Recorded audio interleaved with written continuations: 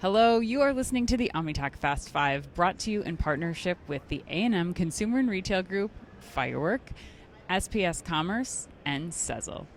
Headline number one, Nike is planning to return to DSW this fall. According to Retail Dive, the news comes just a week after Macy's announced that Nike would also return to, quote, key locations, end quote, and its website with apparel, bags, and gear.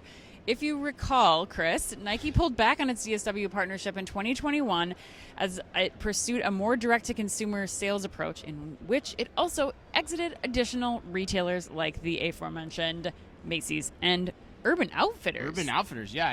I guess so, yeah. I guess it was, yeah. Well, despite requests, Nike did not respond to questions from Retail Dev about why it's returning to DSW and how this impacts its D2C strategy going forward. D2C. Chris, this is also the A&M put you on the spot We're question. going to get started here We're going to get started. We're amping up. Yes. All right. So A&M wants to know, Chris, is Nike's return to DSW and wholesale a short-term play to navigate slowing sales during recessionary times? Yeah. Or does this signal a flaw in their theory that a bigger D2C business will translate directly into higher margins for Nike? I'm going to go on I'm going to not pick either option A or B, Ann. Okay. I'm going to say it's neither. Oh, what do you think the reason I is? actually think this whole thing shows that Nike is playing an omnichannel giving a master class on omnichannel retailing. Okay, how come? Because if you look at the timing of this announcement, or the initial pullback, it's 2021. Yep. What's happening in 2021? The pandemic. Yep. So Nike knows they can pull back their wholesale distribution, reset their base without any comp risk in 2022 because they know all the sales are going to happen digitally. So they see what transpires in 2022, and then they go, okay, you know what? Now we know exactly where we need our wholesale distribution. Interesting, So we can be smart about the partners we pick. And the other aspect of that is, Macy's and DSW want them really badly. Yeah, for sure. After not having them for that past year. So that gives them negotiation leverage as well. So I think this is just a natural extension of a smart strategy from Nike from the get-go. It's brilliant. Brilliant in my mind. And the best part, Ann? Yeah. The comp is already built into 2024 now. Like, they've got easy comp now going into 2024, which is huge. Right, yeah. That's really smart, Chris. I mean, I think that I hadn't considered that element of it, but I do think that, it's definitely makes sense in terms of, like, the motivations for the back and the forth, and they're Nike, so they can do this. Like, I think that's another thing that we don't talk about here is that this is a unique brand that's able to pull back and kind of hold all the cards, and not every brand is able to do this.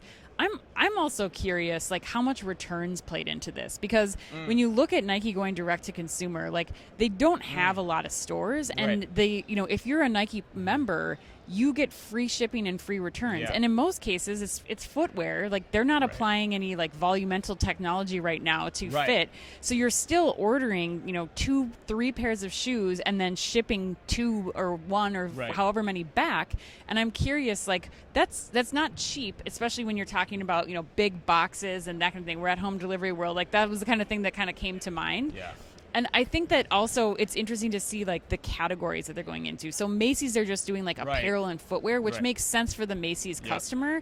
I'm curious what the actual shoe, like, I think DSW is more appealing to me because it's a shoe play, not just an apparel play, which I think is a different case too. And one of the biggest complaints that I have, I think, from the Nike store experiences that I've had lately is that there's just not enough product on the floor to really have that full shoe shop experience, which you'll get at DSW too. Yeah, right. And you're kind of hitting at the point too, and that is kind of tongue-in-cheek in A&M's question, I'm guessing too, like the more margin from DTC, that just doesn't exist. Right? Like, that's been proven out. You're not going to make more money just going direct to consumer versus the wholesale channel unless you've got something really, really cooking and smoking. So the return factor is probably a thing, and yes, that definitely helps ameliorate that issue. The other thing too is, like, all the overstock. Like, what are you doing with all the overstock that you don't sell? And to pull out of a player like DSW seems like a crazy play. Like, people are not shopping Nike's app or Nike.com the way that they are used to going in and getting the deals at, a DSW or even maybe a Macy's in some cases. And too. It's a different customer too, honestly. Totally. Like,